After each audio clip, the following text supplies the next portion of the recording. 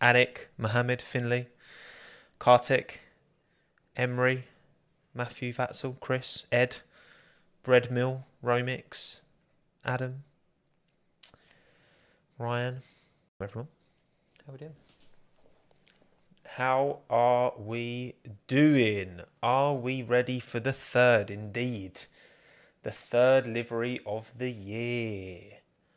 The Aston Martin McCutcheon. That's right. That is right, people. The Aston Martin. Now, I'm expecting something interesting here, all right? No more BWT, which should mean no more pink. Aramco have come in. Cognizant remain.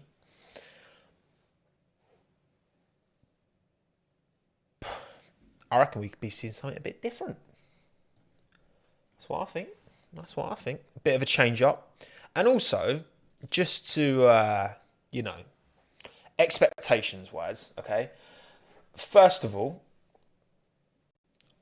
I think that, a lot of people were less than pleased that we didn't see the Red Bull, the physical car, was not anything like the actual car is going to be.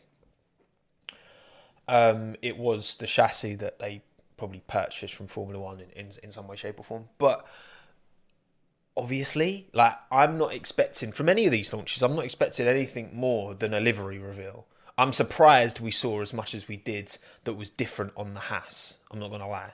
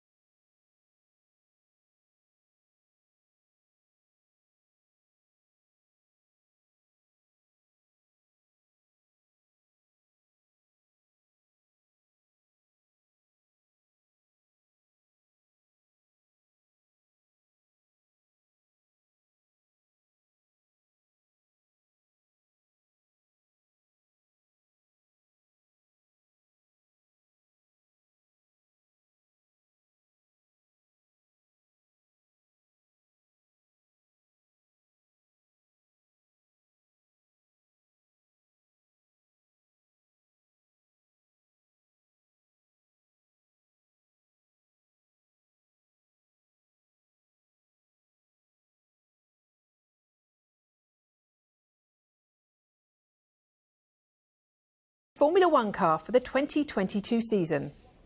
109 years ago, Lionel Martin took on the challenge of the Aston Clinton Hill climb, with the ambition of making the ascent faster than anyone had done before. That was the dawn of Aston Martin.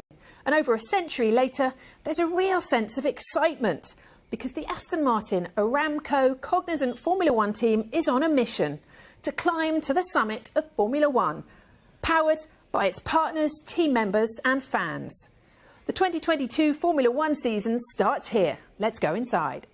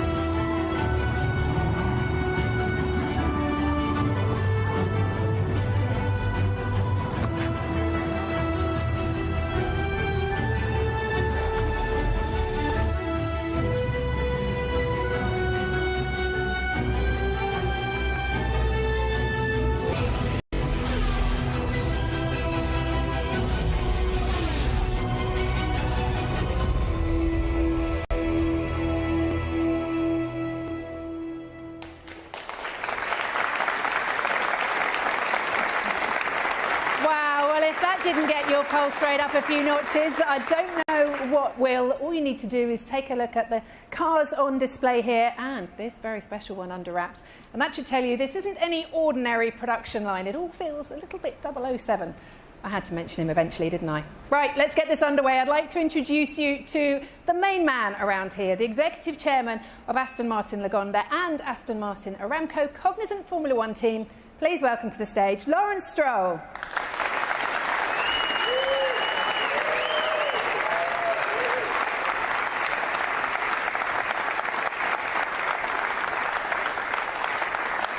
It's great to see you and to be back here again. Could you just tell us a little bit about this climb that this Formula One team is on? Thank you, Rachel, and great to see you. First, Aston Martin has always stood for excellent, and it's here at Gaydon that excellence is created. You can see from the cars here what Aston Martin is all about. Ultra luxury, performance, innovation, and excellence are all what we strive for. And these cars exemplify that we are the world's only independent ultra-luxury car group, and we continue to celebrate our heritage as we drive towards an exciting future. Well, Lawrence, we've got some stunning cars on display here. Can you tell us a little bit more about these ones we're sharing the stage with? The DBX 707 is not just the world's fastest ultra-luxury SUV. It has been redefined performance and driving pleasure in that category. Everything on the DBX 707 has been enhanced, from how it looks to how it performs, to create the ultimate SUV. The Valhalla, am I right? Rather different. Truly driver-focused mid-engine hybrid supercar. The object of Valhalla is to immerse the driver with a supercar experience. It's a slice of Formula One for the road. The hybrid technology, the aerodynamics, and of course the performance are all designed to thrill, and we've achieved that.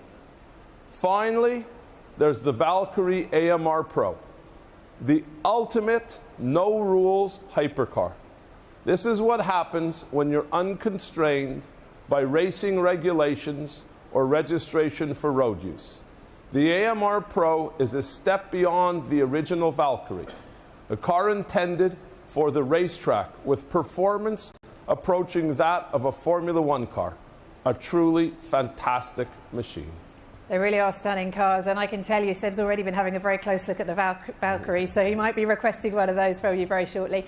Today, though, of course, our focus is all on Formula One, and a car that's not built here, but actually built 30 miles away at Silverstone by your amazing team of people, the AMR22, and the team, Aston Martin, Aramco, Cognizant Formula One team, putting that together. Can you tell us a little bit about what it meant to bring the name Aston Martin back into the sport of Formula One? Sure.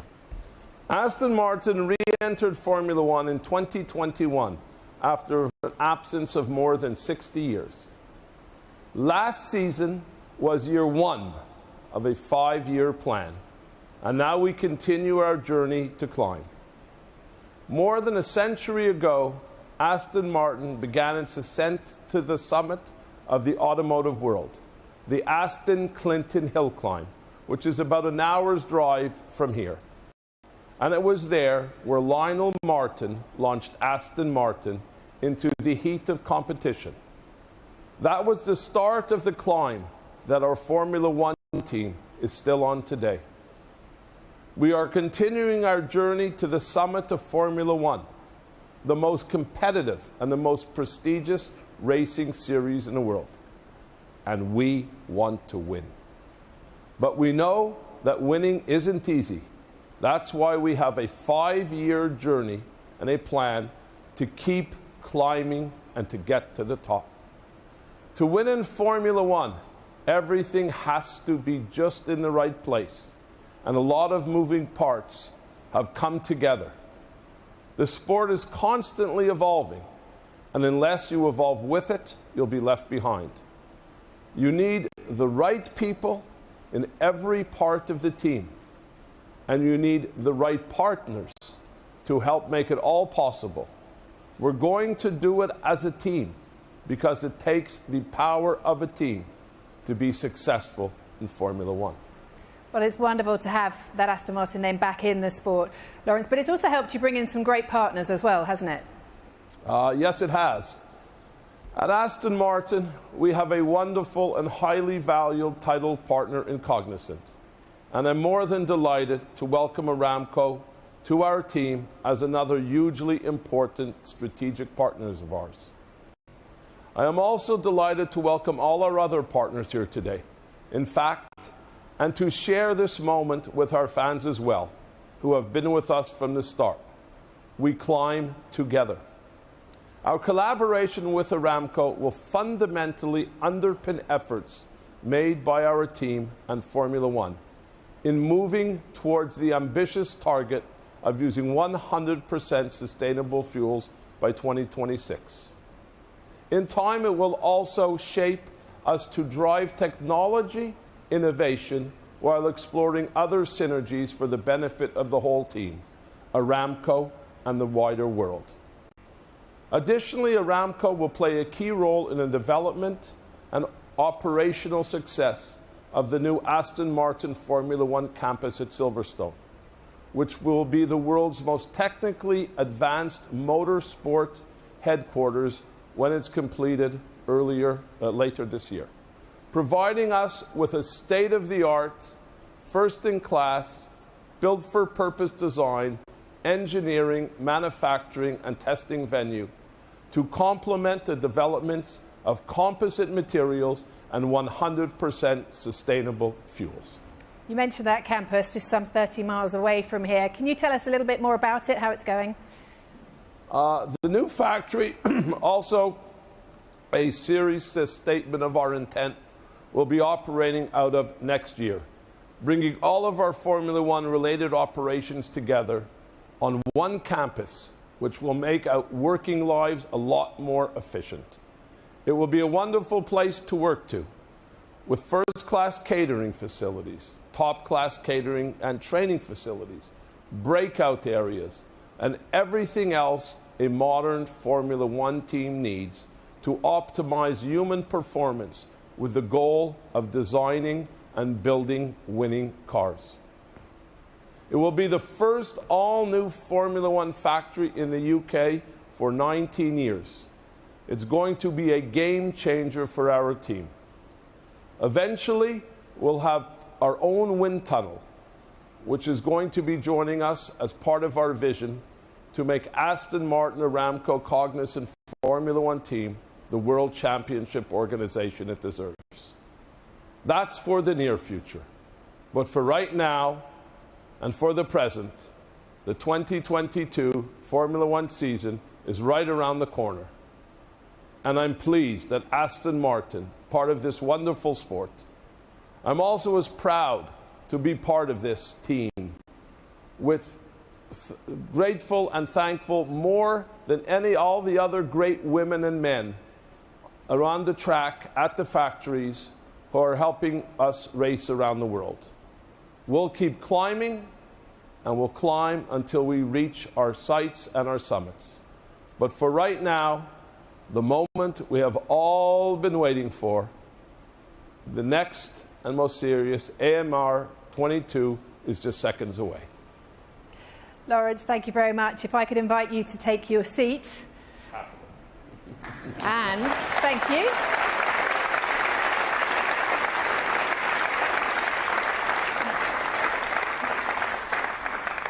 Right, this is it. This is the moment you've been waiting for. It is time to see the AMR22. Just a warning, this video does contain some flashing images.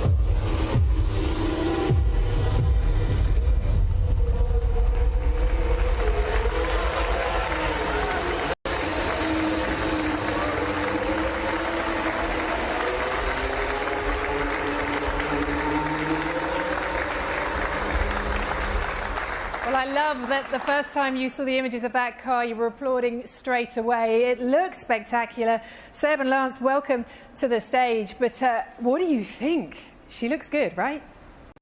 Yeah, I mean, it's always a very exciting time of the year when you see the car for the first time, and you know, especially this year with these new regulations, the cars look so different. It's very exciting. Sebastian, you've been around Formula One for a long time. In fact, you're about to start your 16th season in the sport. How are you feeling about it? And what are the realistic targets that you've got for this year? Yeah, it doesn't feel like it's been such a long time. Thanks for the reminder. But I've got years on you though, so it's fine. Don't worry about it. So no, it's very exciting. As Lance said, to see the car first time built is exciting. But it's now you think, well, it's ready. Let's get into it. So. It's more exciting to drive since you know, this year there's so many novelties and so many things we are keen to find out and look forward to. I think you know, it's been an incredible project, a lot of work that went in, and to see it from scratch and now coming together and now being built right in front of you, I can't wait to step inside and see how it feels. How have your winter preparations been? I know you fulfilled a bit of a dream the other week when you sat alongside Stig Blomqvist. How was that? Yeah, it was good fun. I mean, he's a real legend, and obviously I was going a lot more sideways than usual. So back to normal, I would say, when we jump into this. Yeah, overall the preparation has been good. It was good to get a couple of weeks off, but fresh now to go, and can't wait, as I said, to jump in the car to start testing. We shake the car down and then you know, get into winter testing, the two of us, and. Yeah, and then, you know, in nearly, I think a little bit over a month's time, we'll be at the first race, so I'm very much looking forward. And Lance, I mean, you say you can't wait to get racing in this, it looks fantastic. Do you think these rule changes, though, are an opportunity for Aston Martin to go from point scorer to podium, race winner, I should say? You've been on the podium before, but to a race winner. Do you think that's there this year? Well, you know, I think it's a very exciting time for Formula One. I think it's an opportunity for all the teams. With these new regulations, but I think, you know, for us, we have to remember it's about a long-term vision. It's about, you know, the future, and I think, you know, at this stage, it's also important to, you know, get out there and understand this car, learn about it. You know, it's going to be so different to what we've been used to in the last few years that there will be a lot of learning, but it's very exciting, that's for sure. And how was your winter? Plenty of skiing, I imagine. It was great. Yeah. Had a nice time, but ready to get back. Behind the wheel. Well, Sebastian, Lawrence said earlier on, this is the start of a 5-year plan for this team. How are you using your experience to help the team and drive them forward? Well, ideally accelerate it a little bit. So, yeah, I think, you know, it's always a big effort. And since there's so many novelties this year, it's very difficult what to expect. So to point out where we will be, it's impossible at this stage. But surely, you know, if we are on the climb, so we want to be better than last year. Last year we had our difficulties, and I think, you know, for many reasons we should be better off this year. But there's so many, at the same time, so many new things with new tires, completely new cars, lots of new challenges. I hope the field will be closer together, and that will give us, you know, more chance to race and race more in the front than we did last year. But realistically, the answer at the moment is we don't know, and we have to be a little bit more patient, a couple more days. But yeah, certainly the excitement is very high, and you know, the potential as well. The team is gathering the momentum to you know, pick up during the season and improve the car throughout the season. I think our potential is just rising. So can't wait to get on track and see where we are and get going. Yeah, looking forward to it. And Lawrence, you were with the team in the previous iteration as Racing Point. How did you feel when the team became Aston Martin? What do you think it adds, bringing that name into the sport, back into the sport? It's been amazing. I mean, it's, you know, I think we've grown so much as a team since you know, I first started it in 2019 as Racing Point. I think Aston Martin has brought so much excitement to the brand, and you know, has really helped us, I think, grow and attract a lot of very talented people into our team, and that's what we're doing. You know, today we're growing as a team. It's, you know, first of all, the car looks amazing in green, which is you know, which has been great. But I think, you know, it's very exciting to see so many talented people come on board, enjoying this very exciting project, you know, as we're in the process of growing. And I think that's what Aston Martin has done. It's brought in such a great brand to, which was already a great team, and you know, now that great team is growing more and more every day, and you know, the future is very exciting. Great. Thank you very much for the moment, gentlemen. And if you'd like to take your seats again, and we will have a closer look at this fantastic car.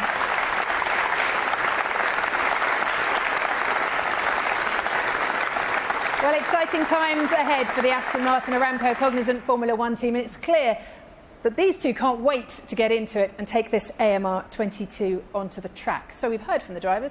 Let's find out a little bit more about the journey to building this gorgeous car.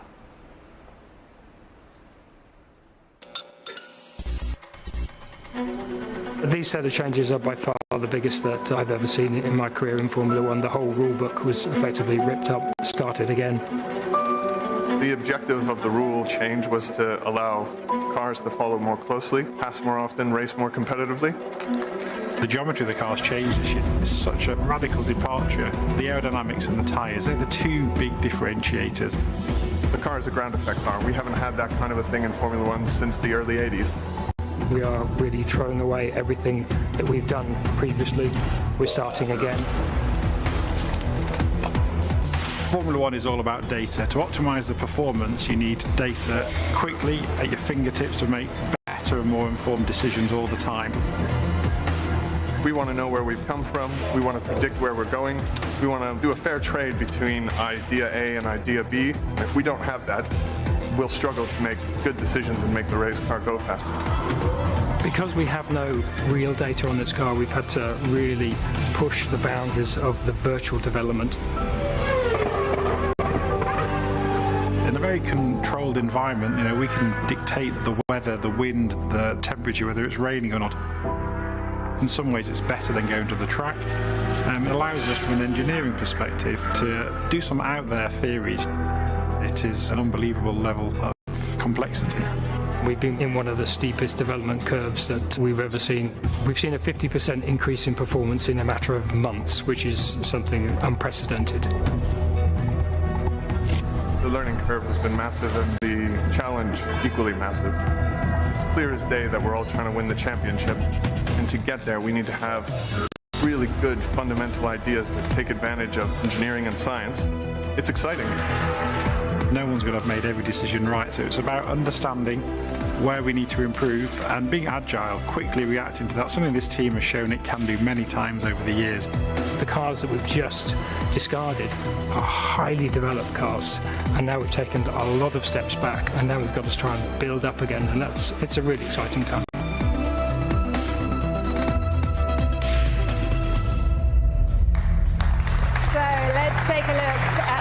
In a little bit more detail then. You saw them on that video just now, but please give a very warm welcome to the stage to Andrew Green, Chief Technical Officer of the Aston Martin Aramco Cognizant Formula One team, and Tom McCulloch, the team's Performance Director.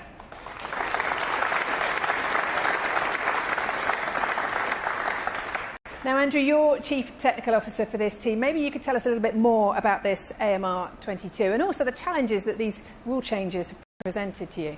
Yeah, massive challenge, as the VT just showed. It's a change of regulations, massive change of regulations to roll back to a ground effect car. So that's meant that our winter has been one of probably the most challenging that we've ever had. But new regulations, new challenges, but new opportunities. Is there anything you can point to on the car that you think will make a difference between a point scorer and a potential race winner? Oh, I wish I could. I think what we're seeing here is the first iteration of the AMR22.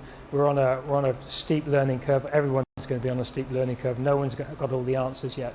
So I think we're going to see this car develop highly over the coming season. That will forge the way for 23 as well. So it's an exciting time to be in Formula One. It's also quite nerve-wracking.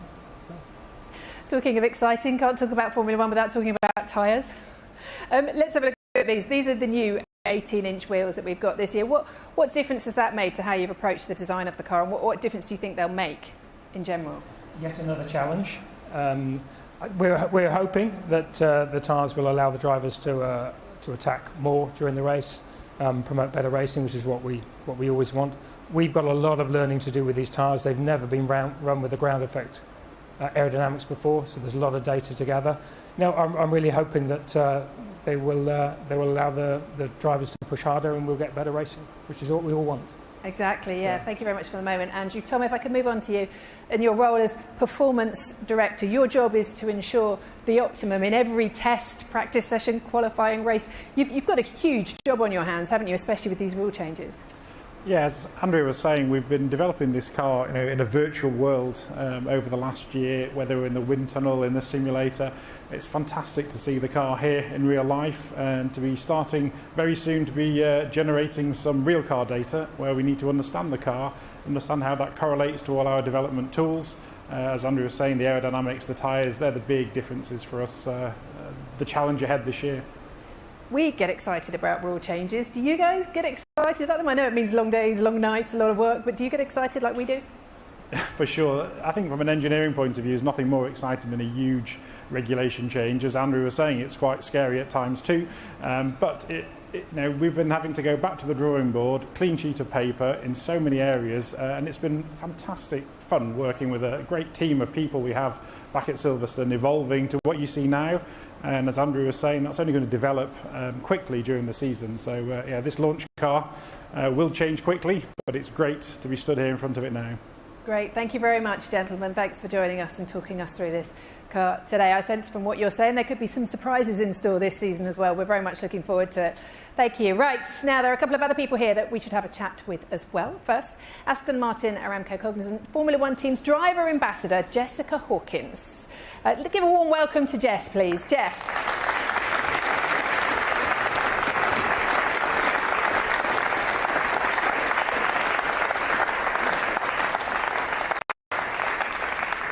Now, Jess, you joined the team last season. How much of a thrill is it to be part of a Formula One team? Yeah, amazing. I never thought it would be possible, but here I am. And to learn off of two of the best drivers is incredible, and everybody within the team welcomed me with open arms when I started. Within a few hours, I felt so a part of the family, and it was amazing. So yes, extremely happy to be back in 22 and to witness this new era of Formula One. You've carved out quite a career for yourself, haven't you, as a stunt driver as well, including the latest James Bond film as well. You must be looking at some of these cars here thinking there's a lot of fun to be had. Yeah, a couple of them looking quite familiar and very fun, actually. I've been there's no car keys left around, unfortunately. But I've looked for you, I did check. Maybe we can find some. But yeah, no, very proud and thankful to be here.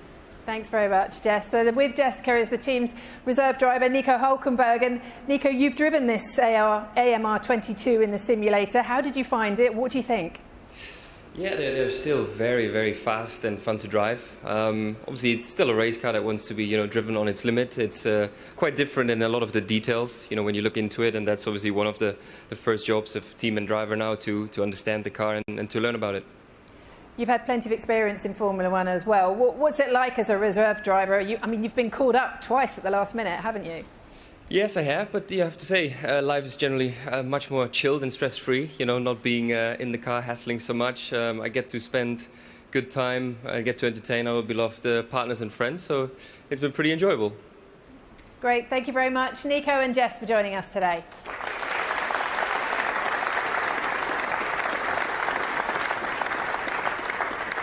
Well, no doubt we'll see them again throughout the season. If I could ask Seb and Lance to join us back on stage again, because we've got some questions from the audience. These are from some fans who were lucky enough to win tickets to attend today's event in person. So Sebastian and Lance, join me by the AMR22. I've seen you having a chat over there as well, very much discussing what you've got in front of us. Let's ask you this first question, though, because Gemma from London has a question for you, Seb. Now, she wants to know what you're going to call this AMR22, and I know in the past you've had various names for your cars. You've had Hungry Heidi, you've had Lena and Gina and Honey Rider last year. So what are you going to call this AMR22? I don't know yet. I think usually we find a name just before the season starts, getting together with the mechanics, and you need to have a feel first. So I think it depends how the car will be to drive, and but I'm sure we find something funny and fitting to its character. So don't know yet, but if I don't know if there's any suggestions. They're more than welcome to find them in. Definitely, yeah. If the fans want to send some in, we'll definitely take them. Louise from Preston has our next question. She wants to ask, how will the new 18-inch tyres change the driver's approach to the race and strategies, and how big an impact will this rule change have on racing? Lance, I'll start with you, that one. Yeah, I mean, first off, visibility, I think it's going to take some getting used to. Because it's not only the 18-inch tyre, but as you can see, we have this fairing on top of the tyre that's going to be very different visually from inside the cockpit.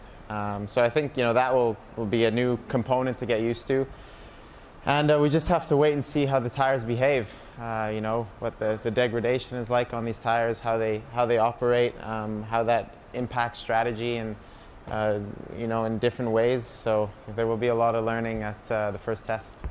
Seb, your thoughts on the new 18-inch tyres? Yeah, I mean, we had a test during the last season, but obviously the car that we used was sort of in between last year and this year, so it's hard to know for sure. I think we need to see how the car responds first, and then obviously how we deal with the tyres. Obviously the idea for this year, the main objective has been also in terms of designing the car to be able to race closer to each other. And for the tyres, the same thing. We, struggled in the past whenever we got close that the tyres were starting to slide. The car was starting to slide, tyres were getting too hot. So they should be better and more resilient to that. Let's see and find out. But as said previously, I think it's only a matter of days now before we get our hand on the car, and then not even or a little bit over a month before we start racing. I like the way both of you, your eyes light up when you think about driving cars again. It's great. We've got time for one more question. That's from Sunny in Birmingham, who wants to know, if you two weren't F1 drivers, what would you have done? What other dreams did you have as a youngster? I mean, I imagine I've seen pictures of you on a motorbike, Lance, and it's phenomenal. I could picture you as a motorbike rider or racer even. But what did you have as a dream as a kid? Well, I've been doing this since I'm a kid, so it's hard to think of what else I would be doing if it wasn't this, but definitely be playing a lot of golf, and I don't know. How's your game? Do you doing some other things. Oh, let's not talk about my game. Anyways. Seb, what about you? Well, similar. I started off as a child, so this is what I've been dreaming of mostly. There was a phase I remember I was running through the house and screaming, I want to be Michael Jackson. So I think it stopped exactly there with the screaming, because there was zero talent when it comes to singing. So I think I'm quite lucky that at some point we discovered racing, and my father took me out on the track, so I didn't have to sing and could spare a lot of people the tough times. Don't stop singing on the radio, though. We love it when you're singing on the radio in the car. Listen, thank you very much, both of you. Great to see you here today with this AMR22. That about wraps it up. I think you'll all agree that our first sight of the Aston Martin Aramco Cognizant Formula One team's new race car has whetted everyone's appetite for the season ahead. You'll be able to follow the team's progress at every race on the 2022 calendar, live on Sky Sports F1, starting with the season opening Bahrain Grand Prix on March the 20th. Thank you to everyone here at Aston Martin, to Lawrence, to Andrew Green, to Tom McCullough, to Sebastian Vettel, to Lance Stroll, to Jessica Hawkins, Nico Hulkenberg, and everyone at the Aston Martin Aramco Cognizant Formula One team, as well as all the partners and fans who've joined us. It's certainly clear that the team is aiming for the top, and however hard and long the climb, they're going to get there. For the latest on the team and to follow Aston Martin throughout the season, please follow the team on social media at Aston Martin F1. Well, I think everyone is excited. Can't wait to see this AMR22 on track. I know I can't. Thank you for being here, and it's goodbye from Gaydon.